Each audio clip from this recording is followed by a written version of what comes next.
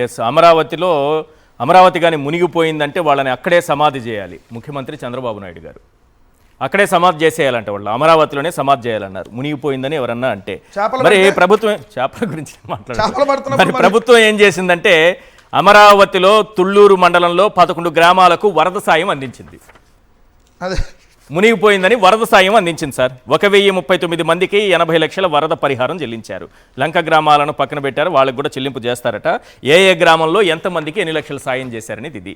జర్నలిజాన్ని బురదలో తొక్కేసి ఇష్టం వచ్చినటువంటి రాతలు రాసినటువంటి రాధాకృష్ణ గారికి నారాయణ గారి వాయిస్ వినిపించాలనుకుంటున్నాను. అక్కడ వరద ఉందా లేదా, పిచ్చి మొక్కలు ఉన్నాయా లేదా, నారాయణ గారు ఏం చెప్తున్నారు మంత్రి గారు, మరి మంత్రి నారాయణ పైన కూడా ఈ రకమైన రాతలు రాసేటటువంటి దమ్ము ధైర్యం ఉందా? ఒకసారి రాధాకృష్ణ గారు చూసి అర్థం చేసుకొని సమాధానం ఇస్తే బాగుంటుంది. ఒకసారి చూపించండి సార్. అయితే ఇప్పుడు చెట్లు బాగా పెరిగిపోయినావు అంటే ప్రభుత్వం రాగానే క్లియర్ చేసాం, మళ్ళీ ఈ వర్షాలకి దానికి కొంత పెరిగినాయి. అవన్నీ కూడా నెల లోపల క్లియర్ చేయమని చెప్పాను. మొన్న సాయంకాలానికి 19 ఎకరాలు చేస్తున్నారు. నిన్న ఒకరోజు 1500 పెంచారు. అంటే 3400 ఎకరాలు క్లియర్ చేశారు 34,000 ఎకరాల్లో. బహుశా రేపు నుంచి ఇంకా పెరుగుతుంది. అవి ఒక నెల లోపల ఈ 34,000 ఎకరాల్లో ఏదైతే కంపలు అవి పెరిగి ఉన్నాయో అవన్నీ క్లీన్ చేయడం జరుగుతుంది. ఉండవల్లి ఆల్రెడీ 4,000 క్యూసెక్కులతో ఒక ఏర్పాటు చేయడం జరిగింది ఆల్రెడీ. ఇప్పుడు మరొక 8,500 క్యూసెక్కులు పంపింగ్ చేసేట్టుగా ఒక పంపింగ్ స్టేషన్కి ఈరోజు అథారిటీ అప్రూవల్ ఇచ్చింది. దానికి 443.76 కోట్లు అవుతుంది. ఈ విధంగా అమరావతి క్యాపిటల్ సిటీలో ఎంత రెయిన్ వచ్చినా ఎటువంటి ప్రాబ్లం ఉన్నా ఏదైతే ఇప్పుడు చెట్లు. ఎస్, నాగమల్లేశ్వరి గారు, అక్కడ వరద నీటిని ఎత్తిపోయడానికి లేదు, పిచ్చి మొక్కలు 30,000 ఎకరాలు ఇంకా మిగిలి ఉందంట. 19 నెలలుగా కొడుతూ ఉంటే ఇంకా ఉంది అని అంటున్నారు. నెక్స్ట్ వరద నీరు ఎత్తిపోయడానికి ఒక 450 కోట్లు దాదాపు ఇప్పుడు ఖర్చు పెడుతున్నాము అని అంటున్నారు. మరి ఇదే విషయాన్నే కదా జగన్మోహన్ రెడ్డి గారు చెప్తున్నది కూడా, మీరు ఎక్కడ కడుతున్నారనేదే చూసుకోండి అయ్యా బాబు అని చెప్పారు. అందులో తప్పే ఉంది. దానికి అంత రాధాకృష్ణ గారు రెచ్చిపోవడం ఏంటి? ఆ సమాధానం చెప్పాల్సింది చంద్రబాబు నాయుడు గారు లేకపోతే మంత్రి నారాయణ గారు చెప్తారు. ఈయన ఎందుకు రెచ్చిపోతున్నారు? సార్, నేను ఒక మాట అయితే అడగాలనుకుంటున్నాను సార్. ఇప్పుడు జగన్మోహన్ రెడ్డి గారి మీద ప్రత్యేకించి అంటే వీళ్ళు డిబేట్లు పెట్టేటప్పుడు కూడా జనాలకు అర్థం అవ్వాల్సింది ఏంటంటే సబ్జెక్ట్ మీద డిబేట్లు పెట్టకుండా ఆయన్ని పర్సనలైజ్డ్గా మాట్లాడడానికి అసలు మీరు ఇందాక ఆ థంబ్నెయిల్స్ పెడుతుంటే ఇంకా మరి మీరు ఏ జర్నలిజం చదువుకున్నారో, లేకపోతే మీకొక్కరికి సపరేట్ జర్నలిజం ఉందా, లేకపోతే ఆ పచ్చ ఛానల్లో ఉన్న వాళ్ళందరికీ ఏమన్నా సపరేట్ జర్నలిజం ఉందనేది నాకు అర్థం అవ్వట్లేదు సార్. నేను అడుగుతున్నాను, అసలు నువ్వు ఎవడివి సార్ నాకు తెలియగడుగుతున్నాను. ఒక ఎక్స్ సీఎంని ఆయన ఏం మాట్లాడుతున్నారు? కుక్క మూతి పిండమా ఏంది సార్ ఇది? ఒక తల్లిని ఇక్కడ జగన్మోహన్ రెడ్డి గారినే కాదు వాళ్ళ తల్లిని కూడా అవమానిస్తున్నారు. అది అర్థం అవ్వట్లేదా? మీ ఇంట్లో ఆడవాళ్ళని మాత్రం అంటే ఓ రెచ్చిపోయి ఇప్పటికీ అది ఎలక్షన్కి అదే వాడుకున్నారు, ఎలక్షన్ తర్వాత అదే వాడుకుంటున్నారు. మరి పక్క వాళ్ళ మా తల్లులు కదా, మీరు ఆ విలువలు ఇవ్వరా? ఏంది ఆ థంబ్నెయిల్స్ ఏంటి? మీరు మాట్లాడుతున్నటువంటి మాటలేంటి? ఈ నారాయణ గారు ఏం చెప్తారు? కాసేపేమో చైనా తరహా, కాసేపేమో సింగపూర్ తరహా, కాసేపేమో దక్షిణ కొరియా. ఈ తరహాలలోనే మీ తరతరాలుగా అంటే మొత్తం అంతా కలిపి దోపిడీ చేసుకోవడానికే సరిపోతుంది. కానీ ఏ తరహా ఉంది అక్కడ? రాజమౌళి గారిని పిలిపించుకొని అదేమైనా సెట్టింగ్ అనుకున్నారా? కాసేపు ఆయన్ని పిలిపించారు, కాసేపు ఇంకొక అతన్ని పిలిపిస్తారు, కాసేపు నుంచి చైనా అంటారు. ఏది సార్ అక్కడ ఏం కట్టారు? మీరు మీ రాజధాని కట్టుకోవడానికి పిలిపించుకుంటున్నారా అందరినీ, లేకపోతే మీ ఇల్లు కట్టుకోవడానికి పిలిపించుకున్నారా? మళ్ళీ ఏం మాట్లాడతాడు? ఏంటిది పాప భీతితో అంట జగన్మోహన్ రెడ్డి గారిని వదిలేస్తున్నారంట. అక్కడ ఉన్న పెద్ద మనిషి చెప్తున్నాడు, నిన్ను పాప భీతితో వదిలేస్తున్నాం మేము ఈ 18 నెలల 20 నెలల కాలం నుంచి. ఎందుకు మీరు డైవర్ట్ చేసినంత మాత్రాన ఆ డైవర్ట్ లో మేము ఎందుకు వెళ్ళాలి అని చెప్పేసి ప్రతిసారి ఊరుకుంటున్నాం. కానీ ఇంకొకసారి మాట్లాడితే వైఎస్ఆర్సీపీలో ఉన్నటువంటి ఆడవాళ్ళందరూ మీకు బడిత పూజ చేస్తారు, గుర్తుపెట్టుకోండి.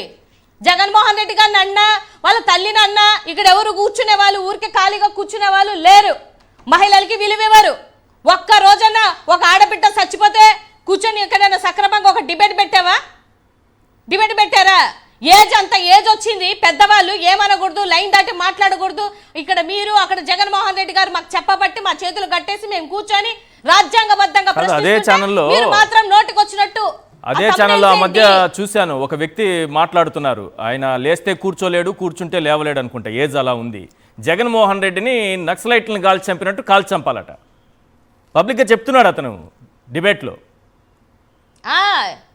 కాదు సార్, వీళ్ళందరూ వీళ్ళకి మాత్రం జగన్మోహన్ రెడ్డి గారిని కాల్చి చంపాలంటే 75 ఏళ్ళు 80 ఏళ్ళు వచ్చినా మాత్రం మీరు రాష్ట్రాన్ని పరిపాలించాలి. మీకు 75 ఏళ్ళు వచ్చి 80 ఏళ్ళు వచ్చినా రాష్ట్రాన్ని మీద, రాష్ట్ర యొక్క పదవి మీద ఎంత ప్రీతో. పాపం జగన్మోహన్ రెడ్డి గారు మాత్రం ఆయన ఉన్నటువంటి ఏకైక పార్టీ, ప్రజలు ఎవరికన్నా నష్టం జరిగినా కష్టం జరిగినా ఆదుకునే పార్టీ. ఈ రాష్ట్రంలో ఇంకొక పార్టీ ఉందా? అక్కడ మీ పచ్చబందకి ఏదన్నా అన్యాయం జరిగినా కూడా ఆదుకోవాల్సింది ఇక్కడ ఉన్నటువంటి ఒకే ఒక పార్టీ. ఈయన మాత్రం చనిపోవాలని చెప్పేసి మీరు ఆలోచిస్తున్నారంటే ఎంత దుర్మార్గులు సార్, ఎంత దుర్మార్గులు. మీ దుర్మార్గం నీ స్థాయి ఎంత అని అడుగుతున్నాడు. జగన్మోహన్ రెడ్డి స్థాయి, మాట్లాడే స్థాయి అనేది. నీ బతికెంత, నువ్వెంత? ఒక జీతం ఇస్తే జీతం తీసుకొని కూర్చున్నటువంటి నువ్వు, జర్నలిజానికి మాయని మచ్చ తీసుకొచ్చేటువంటి నువ్వు జగన్మోహన్ రెడ్డి గారి స్థాయి అంటావా? జగన్మోహన్ రెడ్డి అంట, నిన్నేమనాలి? ఇంకా మిమ్మల్ని ఏమనాలి సార్? మేము ఏదన్నా అంటే అన్నామని అంటారు, లైన్ దాటొద్దు అంటారు. ఎంత ఘోరం సార్. మీరేదన్నా అన్నారనుకోండి, మీరేదన్నా అంటే రాయలసీమ ఎత్తిపోతల డైవర్ట్ అయిపోతుంది. అమరావతిలో ఈ వరద ముంపు, అమరావతి మునిగిపోవడం, రైతుల గుండెలు ఆగిపోవడం, ఇవన్నీ డైవర్ట్ అయిపోతాయి. అదే సార్, నాకు ఆ కంట్రోల్ ఉంటుంది. వాళ్ళలాగా నేను అడ్డగోలుగా మాట్లాడను. ఆ స్క్రిప్ట్ ఎవరు రాసిచ్చాడు, ఏ వెధవ రాశాడు అని అంటున్నారు అలా కూర్చొని. మరి మీకే ఎదవలు రాసిస్తున్నారు స్క్రిప్ట్ ఇలా మాట్లాడమని? ఏ వెధవ మీకు ఆ తమ్మునేలు పెట్టించి మాట్లాడమని చెప్తున్నారు? రాష్ట్రంలో 1,32,00,000 మంది మా మనోభావాలను దెబ్బతీయమని ఏ వెధవ చెప్తున్నాడు మీకు?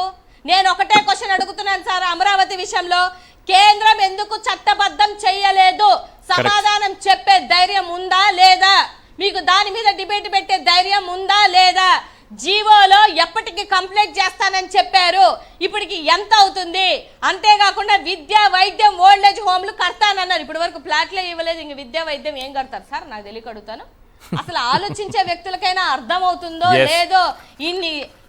అసలు జగన్మోహన్ రెడ్డి గారు ఎంత సబ్జెక్ట్ పరంగా లెక్కలతోటి ఈ రాష్ట్ర ప్రజల యొక్క ఏమంటారు వాళ్ళ కోసమే కదా ఆయన మాట్లాడుతున్నారు. ఆయన స్వలాభం కోసం మాట్లాడుతున్నారా ఏమన్నా ఎక్కడైనా ఎప్పుడైనా? ఇన్ని 20 నెలల కాలంలో అరే రాజధాని మీరు చేసేటువంటి పద్ధతి బాగాలేదు. ఇవాళ మేము చెప్తున్నా, ఇక్కడ కూర్చున్న ప్యానెల్లో అయినా మీరైనా చెప్పేది ఒకటే కదా, మీరు చేసే పద్ధతి తప్పు, దోచుకునే దోపిడీ తప్పు. ఆ ల్యాండ్ అడ్లుగోళ్ళగా 50,000 ఎకరాలకు ఇచ్చిందే మీరు సక్రమంగా చేయలేదు. మళ్ళీ 2వ దశ అంటున్నారు, ఇది పోతే మళ్ళీ 3వ దశ అంటారు. మేము 3 సంవత్సరాలు చేస్తామనంటే 3 సంవత్సరాల తర్వాత మీరు వస్తారని ఏమైనా బాండ్ పేపర్ మీద రాసిస్తారా?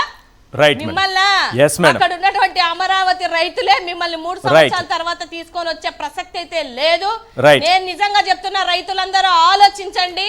మీకేం న్యాయం జరుగుతుందా, అన్యాయం జరుగుతుందా అనేది మీరు కనిపెట్టుకొని తెలివిగా ఉంటారని ఈ సందర్భంగా తెలియజేస్తున్నారు.